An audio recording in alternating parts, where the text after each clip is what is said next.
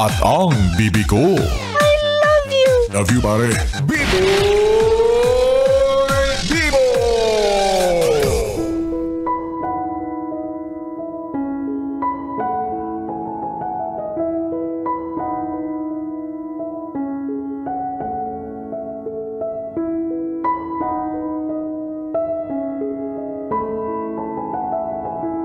BB Time with B-Boy Bibo. B-Boy Bibo.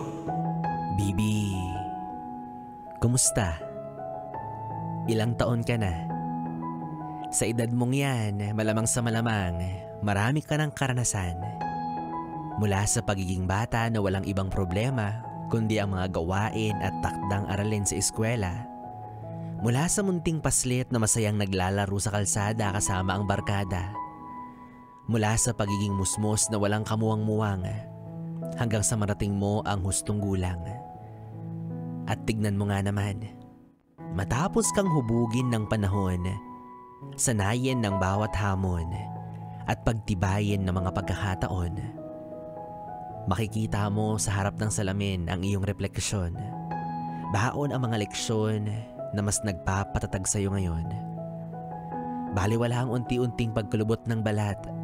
Kung kalakip naman ito ay ang unat na unat mong pagkakasulat ng sarili mong buhay aklat. Ano naman kung marami ka ng uban?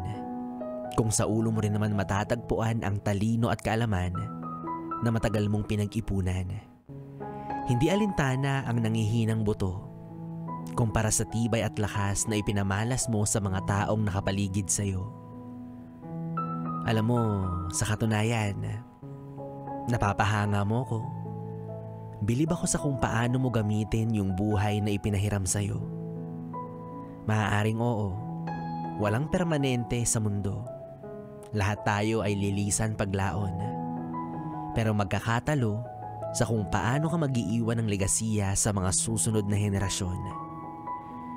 Kaya sana, sa mga susunod mo pang kaarawan, ay mas madagdagan pa ang iyong magagandang karanasan.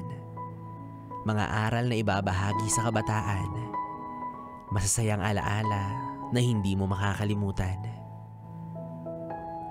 Tandaan mo, edad at katawan lang ang tumatanda sa'yo. Pero ang puso at pagkatao mo ay hindi kailanman magbabago.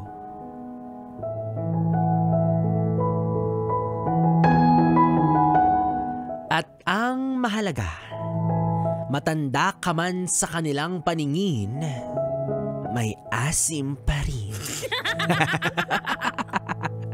Yes friend, B-Boy Bibo pa rin ang iyong kapiling para sa ating tuloy-tuloy na BB Time hanggang mamayang alas 12 dito sa 101.1 Yes FM Solid.